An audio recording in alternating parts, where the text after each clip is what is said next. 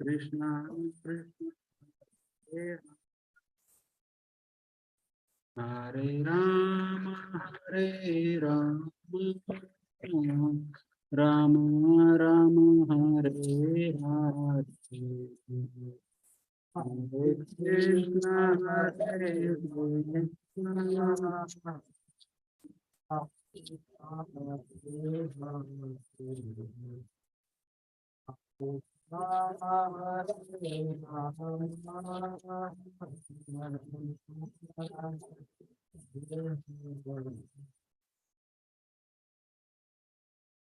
जय ओम विष्णु पाद ब्रह्म चतुर्राज आचार्य कृष्ण दृष्टा श्री श्रीमद् भक्ति वेदांत संप्रदाय प्रभुपाद की नंद कोट वैष्णव वृंद की नामाचार्य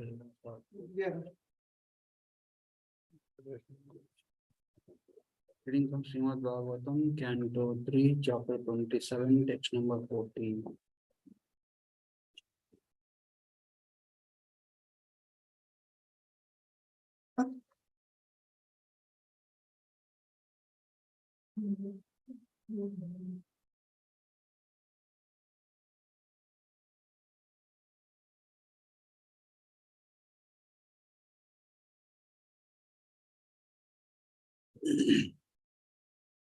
Three 27:14.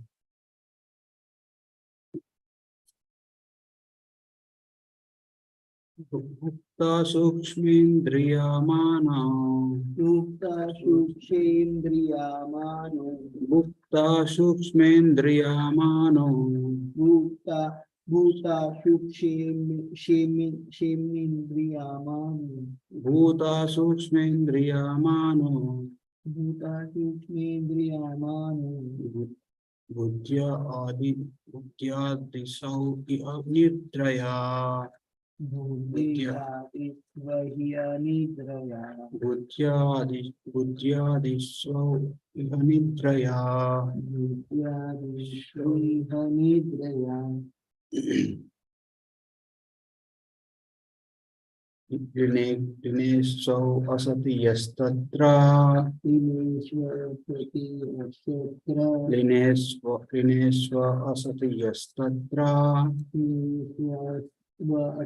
yastatra Vinidro nirahankriyaha Vinidro nirahankriyaha Bhuta Sukshmendriyamano Buddhya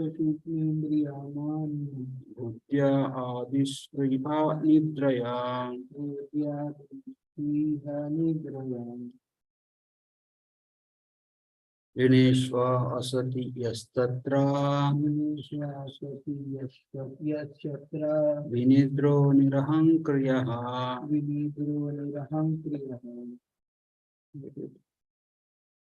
Bhuta Sukshmendriyamano Bhuta Sukshmendriyamano Buddhya Disvahya Nidraya Buddhya Adisviganidraya Lineshvasati yastatra Vinidro Vinidro nirahankriyaha. Translation purport by Sri Bhakti Vedanta Swami Prabhupada. Hare Krishna, can you hear me online? Can anybody respond? Yes, Prabhuji.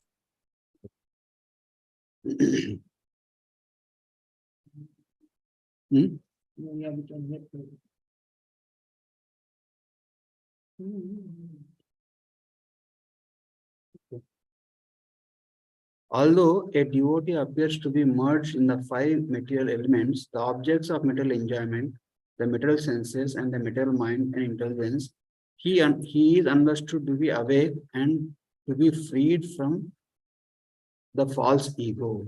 I repeat the translation. Although a devotee appears to be merged in the five material elements, the objects of material enjoyment, the material senses, and the material mind and intelligence, he is understood to be awake, to be free from false ego. Purport. The explanation by Rupa Goswami in Bhakti Rasamrita Sindhu of how a person can be liberated even even in this body, he is more elaborately explained in this verse.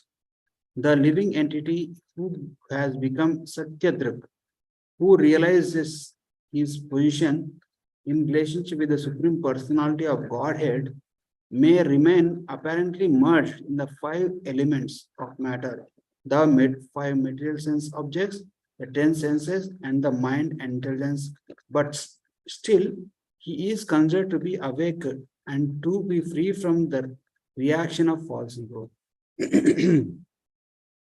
Here the word Lina is very significant. The Mayavadi philosophers recommend merging in the impersonal effulgence of Brahman.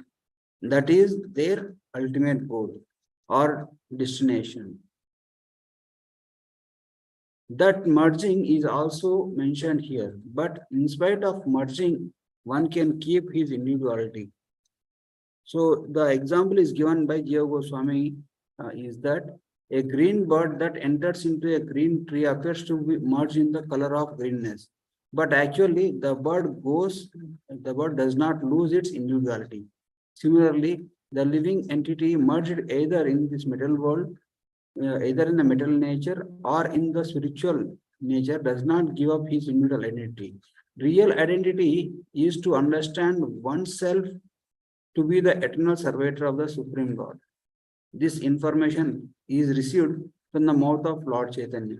He said clearly upon inquiry of Sanatana Goswami that a living entity is a servitor of Krishna eternally. Krishna also confirms in Bhagavad Gita that the living entity is eternal part and parcel. The part and parcel of is meant to serve the whole. This is individuality. It is so even in this material existence. When the living entity apparently merges in matter, his gross body is made up of five elements. His subtle body is made up of mind, intelligence, and false ego, and contaminated consciousness. He has five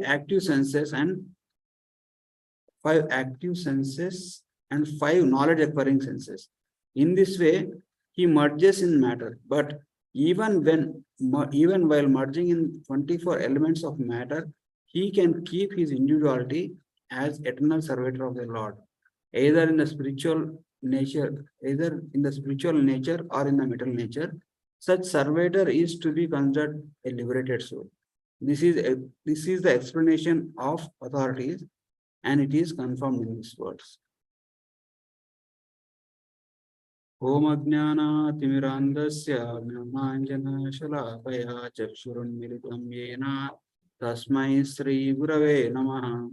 Sri Chaitanya Manobishtam Sthapitam Yena Bhutale Swayam Rupa Kadamahyam Dadati Swapanantikam Vandeham Sri Guru Sri Yutapadakamalam Sri Gurun Vaishnavamscha Sri Rupam Sagrajatam Sagana Raghunathanvitam Tvam Sajivam Sadvaitam Savadutam Parijana Saitam Krishna Chaitanya Devam Sri Radha Krishna Padan Sagana Lalita Sri Vishakhanvitamscha He Krishna Karuna Sindhu Dhinabandho Jagatpate Gopesha Gopika Kanta Radha Kanta Namostute Tapta Kanchana Gaurangi Radhe Vrindavaneshwari Vrishabhanu Devi Pranamami Hari Priye Jai Sri Krishna Chaitanya Prabhu Nityananda Sri Advaita Gadadhara Sri Vasadi Gaura Bhakta Hare Krishna Krishna Krishna Hare Hare Hare Rama Rama Rama Hare Kam Karoti Vacharam Pangam Pangayate Girim Yat Krupatamaham Vande Sri Guru Taranam Paramanandamadam Sri Chaitanyeshwaram. Hare Krishna, welcome everybody for today's discussion on Srimad Bhagavatam. So, here in this verse, it is said that it is discussing about the nature of a pure devotee. It is said that a devotee, like he is like a Jivan Mukta. Jivan Mukta in the sense like he is like every living entity who is living in this middle world is actually in a state of bondage, like bounded state, bounded by the laws of karma, bounded by the conditioning they have, mm, and all those things. And but for a devotee who is actually executing and who is leading a very Krishna conscious life, is always free from illusion. Mm. So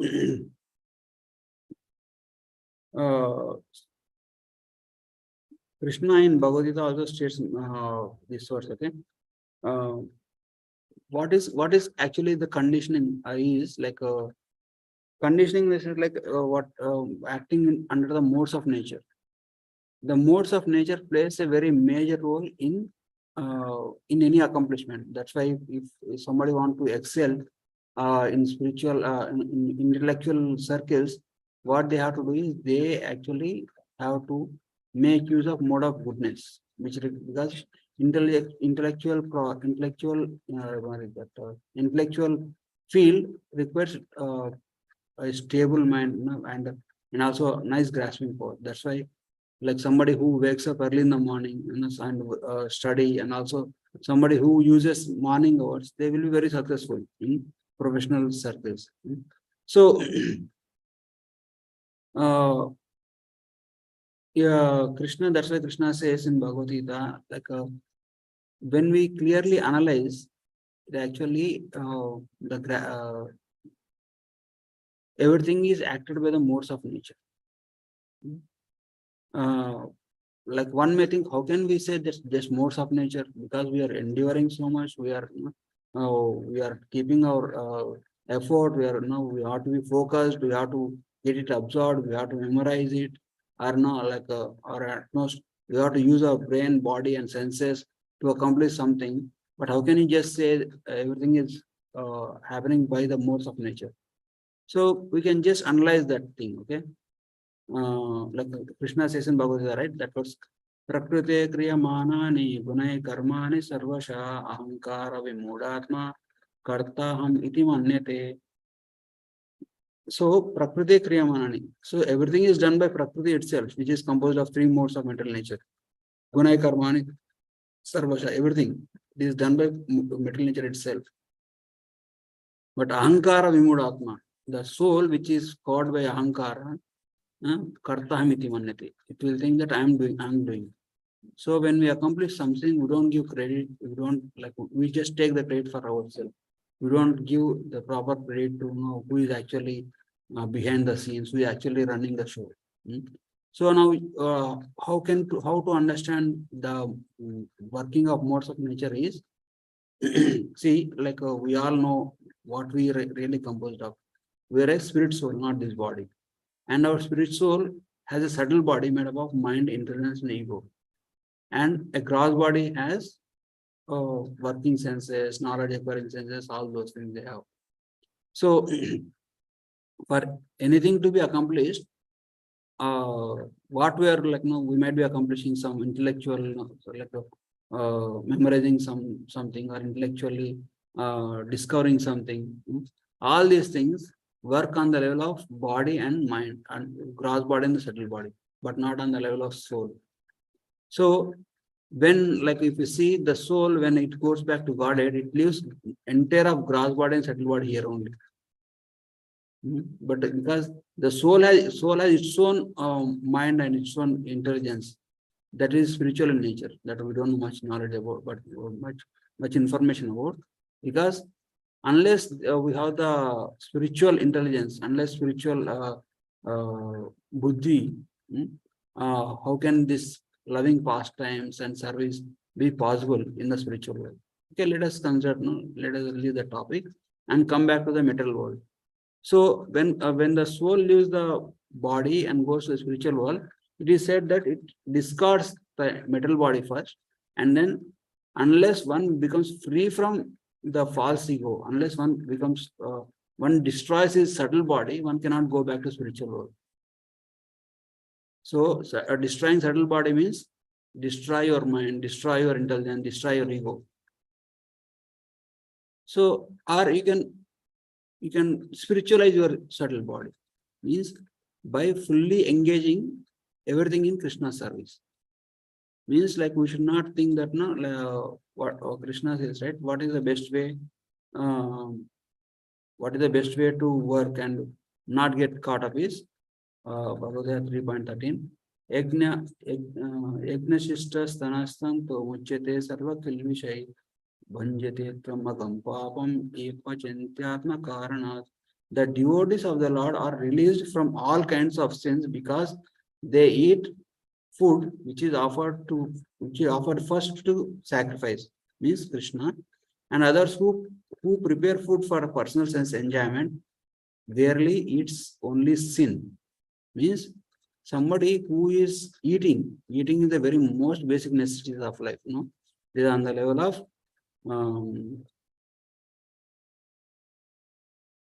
annamaya kosha.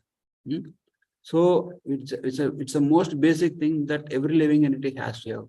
But Krishna is saying in Bhagavad Gita, somebody who actually prepares the food and eats themselves without offering to Krishna, they will rarely eat only sin, because every kind of food, even the vegetarian food also, is associated with a lot of sin, because to grow grains and to transport, even the plants also have life.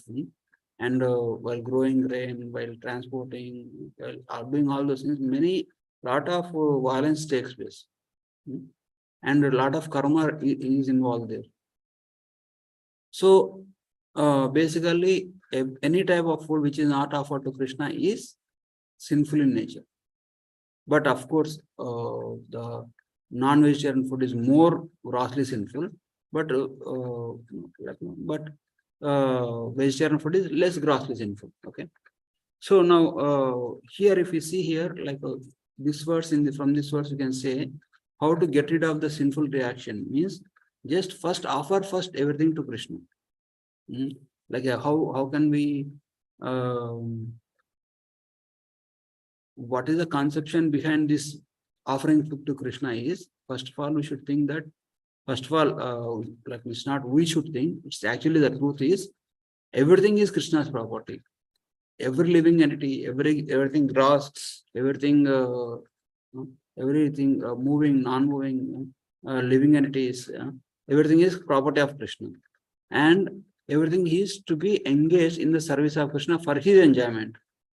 But but the nature of the jivas is they cannot jivasya jivanam. Means ahastani sahastani apadani chatuspadam Falguni Tatramadam Jiva Jivasya Jivam. Narada Muni quotes this verse when Yudhishthira Maharaj was lamenting about Dhritarashtra and Gandhari when they left their home. He says, you cannot protect yourself. It is what to speak of protecting others. And anyhow, like in this material world, one living entity is food for another living entity. So when the laws of material nature are like that, and how can you say eating other living entities is sinful? How can we say which is not offered to Krishna is sinful? Because we have the free will. We can either directly eat or first offer it to Krishna and eat. So why we have to offer it to Krishna? So if you go to any friend's house and you see one attractive piece of art, like some nice car, nice what is nice? Nice painting. Nice, not painting, some okay, some kind of even you can say new model tablet or or iPad or something like that, or even some sculpture or something like that. You go and you go to his home, you liked it, and you just take it and come home. So you may think, oh, my friend is very wealthy, he has a lot of things like that, I will just take one without telling him.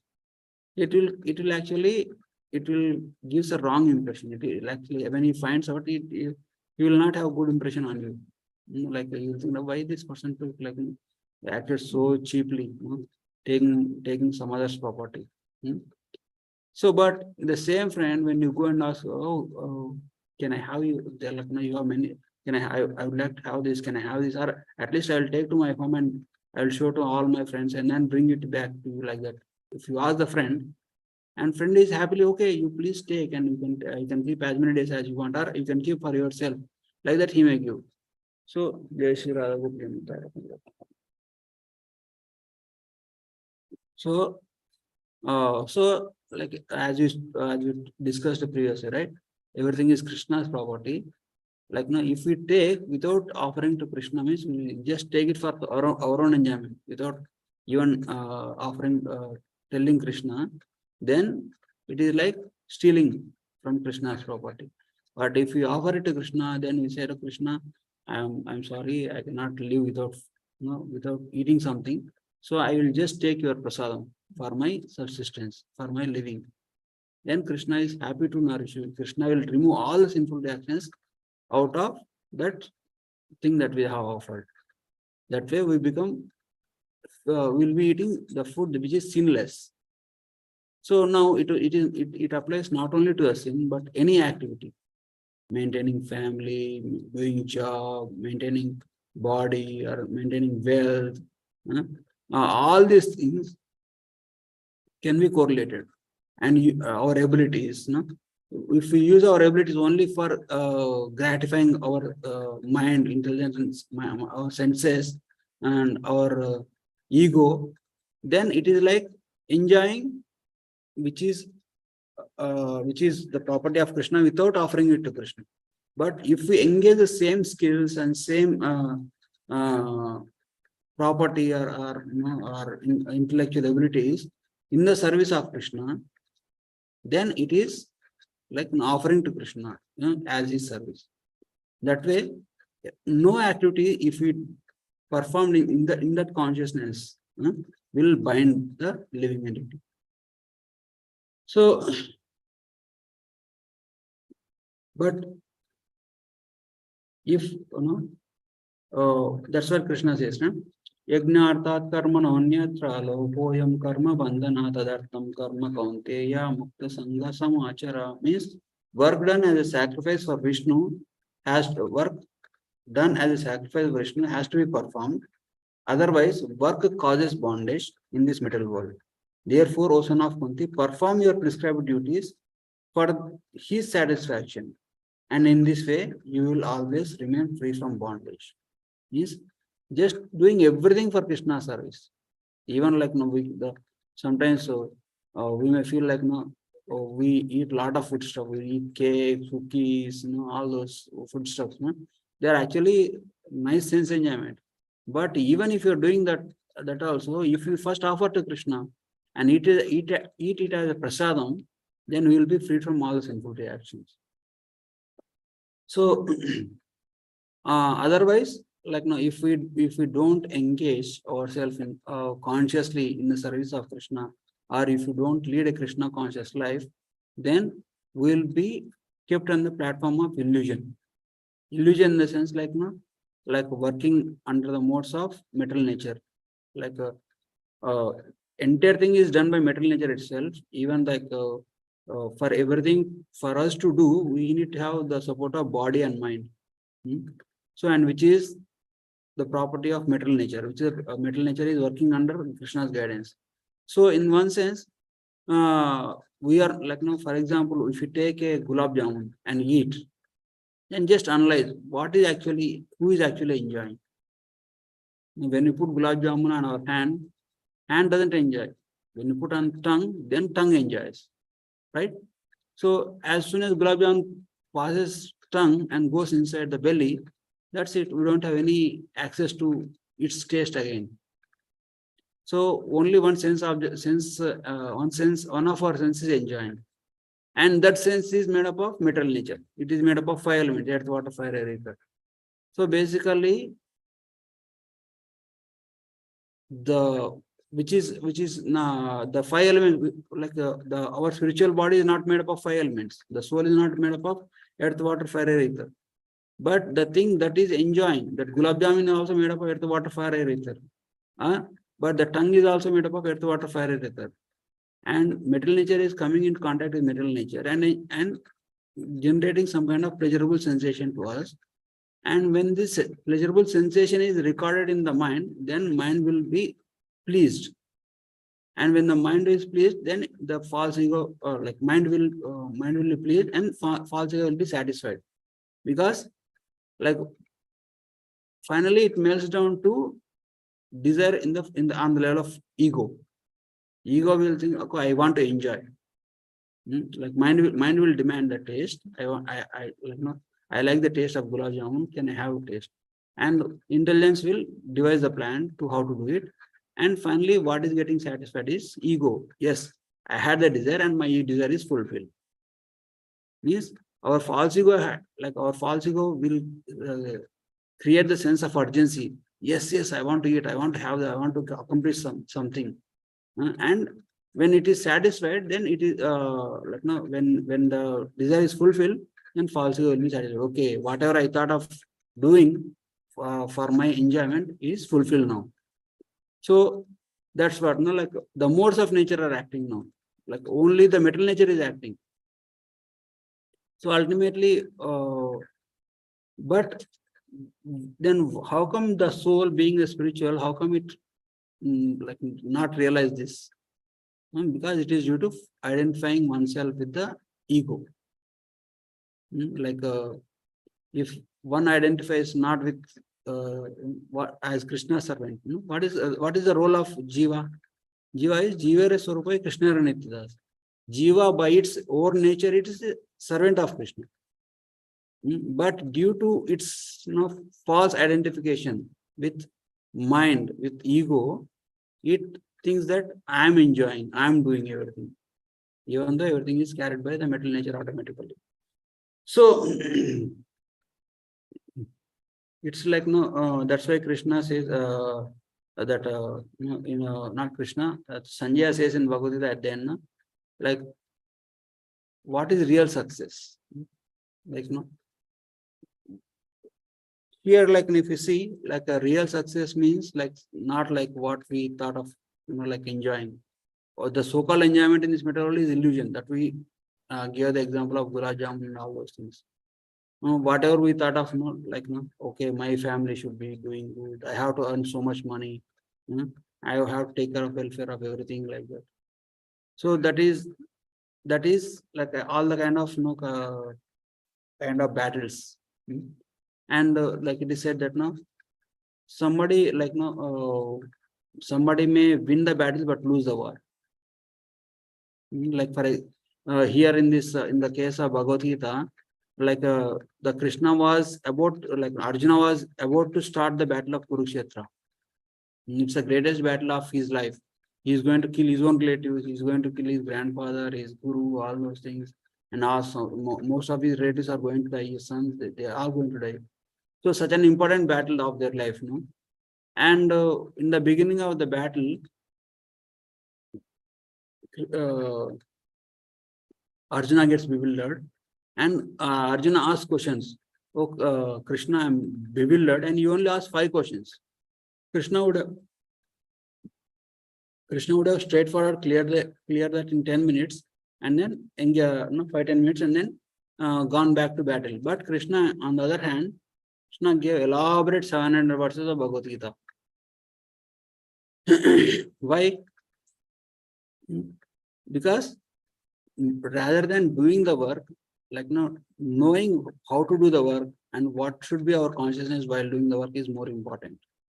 Because if you don't focus on that level, if you don't focus on the consciousness, if you just do for the sake of gratifying our senses, it is like winning the battle. Okay, for example, like somebody we are going to start this kids camp, right? What is the goal of kids camp? A goal of kids camp is to train the kids in the proper, if, of course, spending their holidays also. We are taking a part of their holidays and training them in the spiritual values, so that they can come into temple, they can take darshan, they can do kirtan, and all those things. But somebody may think, okay, why are we wasting time? No? They can be doing something productive. They can go and learn grammar, learn maths, science, or some computer languages. That way, they are professionally well equipped, like that. They can be. Somebody may think like that. So So that will, of course, yes, that will give some additional benefit for the kid in their professional or no in their academic year coming up, which is coming the next academic year. But they will not have the chance, no, that's why like no, in India, that system of cultural training is totally lost. As soon as a child turns five, he is put in the, like, what do you call that? Not daycare, rat race. No, like LKG, UKG, and the IIT training starts at the level of 5, at the age of 5 or 10. So much competition and so much review every minute, like they be in the holidays, even uh, like as soon as they come from the school, they have to go to tuition and all those things. So they, like, even though we are fortunate to take birth in Bharata Varsha in India, but we are not given any scope of knowing what is Dharma, what is knowledge of Bhagavad Gita, what is Srimad Bhagavatam. No, if you see this, like, no, like one may say, okay, like what is the use of all this Srimad Bhagavatam, Bhagavad Gita? These are like, no, these are more important. Now see the competition. You see how many that kid is doing, like was studying for 14 hours. No, they already completed higher and advanced mathematics, all those things. But now, if you don't compete with them, how can you survive in this life, in this society? You have to compete. You have to, like, go ahead of like that. But if you just only focus on the material terms, and if you don't focus on the spiritual terms, then they will be as good as a two-legged animal. They'll just grow up, they'll make money, and they just lead life like that. But no, like if everything is okay, everything goes well with their life, they will not like they'll have nice material setup. Okay, but on the other hand, if the person is trained, like they give some time to spirituality right from the beginning of age, then they'll realize that, okay, there is some importance in this also. There is this is also as important, or equally, or in fact more important than material things. Then when they realize that, then they will not unnecessarily commit lot of mistakes. Like, if you see, like the divorce rate is growing up, the corruption is growing up, and and the frustration, stress, quarrels within the family, like kids don't care about respecting elders, they don't love their elderly people. All these things can be easily avoided. So we are focusing on winning the battle, but losing the war. What is the ultimate goal of life? Ultimate goal of life is lead the life, okay, do the needful in this material world, and then finally at the end of life, you can go back, you can try at least getting liberated from this material existence. That's why Rishabhadev says, right? So a parent or a relative or a friend who is not actually training their kids or training their dependents in the spiritual values is actually, they are not qualified to be a parent only. Or no, like even a friend also, even a relative also, who is actually not helping us is not actually a relative. So, so that's why, like it is said that when we come across statements like Satyameva Jayate means truth alone triumphs, means like truth alone wins. So that statement can be like sometimes like when I heard that statement, I was a little doubtful. How can you say truth alone wins? We see a lot of frauds happening, a lot of like people who are cheating, who are cheaters, who are arrogant. They are actually on better edge than compared to somebody who is actually truthful and honest. All those things. So this truth alone means like it is like winning the battle but losing the war. War of material existence is like self-realization. Yeah, that is the success of human life is self-realization, or being able to remember Krishna at the time of death. For us to remember Krishna at the time of death, one has to remember Krishna throughout his life. For them, they need to have proper training right from the beginning. So in the same way, so when we focus on these things, when we focus on engaging everything in Krishna service properly and consciously, and even like training ourselves, training others, and training our dependents and relatives, and like no, we can preach them. We don't have to preach Bhagavad Gita, Bhagavatam straight away. We can preach them through our behavior. We can preach them through our prioritizing. Okay, what is priority? What is not priority? Like that. So like now, I was hearing the lecture of Srila Prabhupada. Srila Prabhupada says no, sannyasis and brahmacharis, they should be exemplary. They are actually like in the Vedic culture, sannyasis and brahmacharis are doing a greatest service to society at large. And like one I think what service are they doing to the human society at large? Hmm? Can you just contemplate on that? What service the sannyasis and brahmacharis are doing? They are just doing their own sadhana and their own preaching little bit here and there, and they are simply satisfied with whatever they have. They are not working, they are not contributing materially to the society also. How can Prabhupada say they are doing greatest service to the society? The sannyasis and brahmacharis, how? By doing the sacrifice. What sacrifice?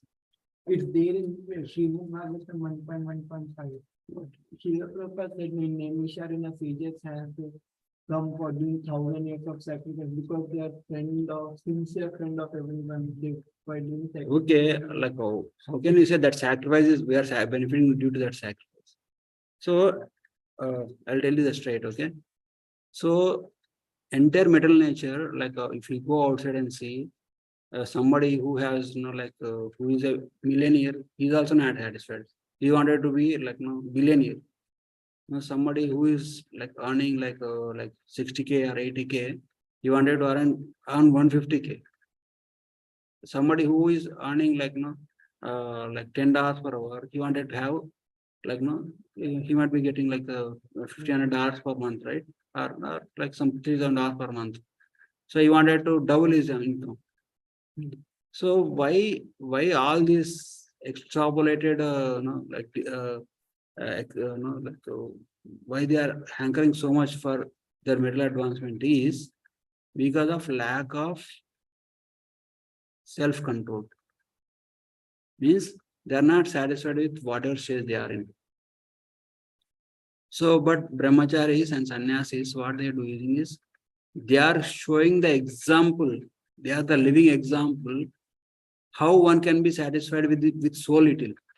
Brahmacharis or sannyasis doesn't have bank account. They only like at most thing that they can get is little bit of prasadam. And only one dress code, either white or saffron. So like no, we like when we go outside and see the people are working so hard, so stressful, so anxiety. For what? Earning little bit more money, so that they can have a little bit more sense gratification. So, but these brahmacharis, sannyasis are will be the exemplary. Okay, I don't have to struggle so much. You see that person, he is just leading a simple life, working throughout the day for Krishna and leading a simple life, not having anything personal motivation, just by focusing on just basic needs of life, fulfilling them, and then and he's fully satisfied. Why can't I be satisfied? Why can't I lead a simple life? Why should I make my life so complicated? They can like even the sannyasis, they are fully dependent on Krishna. They travel and pray, they are fully dependent on Krishna. They don't actively earn. They don't go for sense gratification. They don't engage in different extraneous activities for their maintenance. They lead very simple lifestyle. So that's how Prabhupada's statement was.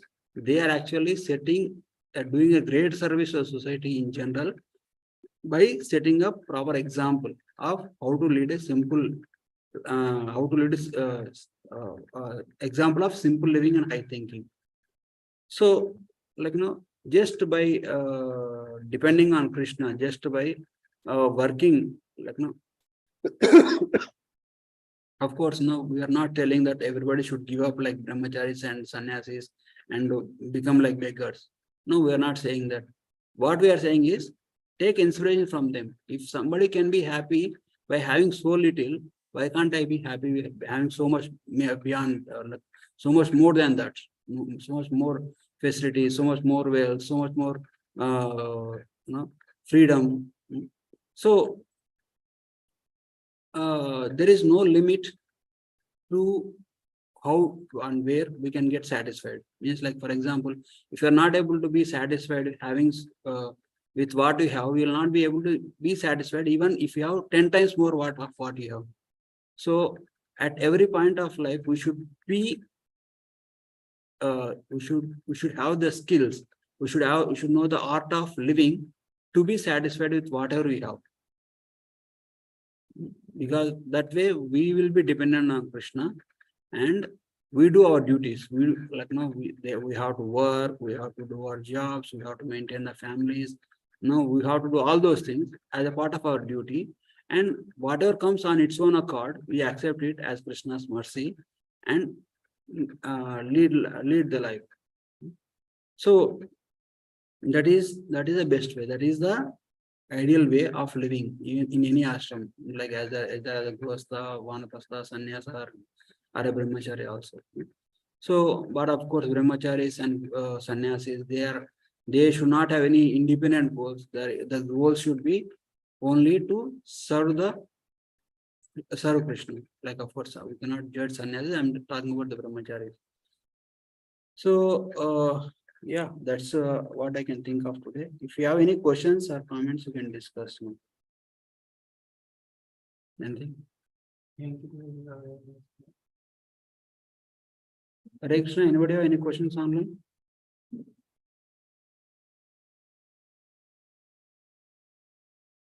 Thank you, Prabhuji, for the wonderful class. I'll try to be happy with whatever I have, Prabhuji. Thank you. That's a wonderful point. Thank you, Mother. Okay. Prabhuji, class is wonderful, Prabhuji. Thank you. One thing I liked when you said about brahmacharis and sannyasis, they're also working hard, but they are more happy in transcendental mode. So whenever I see like me working so hard, making money, and always desire to make more money, and finally miserable. But when I come to temple, when I see you or any sannyasis, I feel like more blissful. Oh my God, this is the life I wanted to lead. Yes, even though it's not possible as a grihastha. Yeah, when I heard Prabhu's statement, I was thinking what brahmacharis and sannyasis are doing so much, like they are doing greatest service to society. Then I was contemplating on that, but Prabhu's mercy, I got the revelation. Okay. Yeah. So thank you, Prabhuji. That was my nice class. Thank you. Thank you, Prabhuji. Very nicely, Prabhuji. You so nicely explained analytically about the Sanskrit question, how hand is in every sense is enjoying, ultimately also is enjoying. Very nicely explained. Thank you. Hare Krishna. Okay, thank you, Mother. Hare Krishna. You will end it here. Gantra Srimad Bhagavatam ki jai, Yeah. Prabhupada ki jai, Ananda Padu Vaishnava ki jai. Please pray Bhagavad Gita. Jai. Thank you, Prabhuji.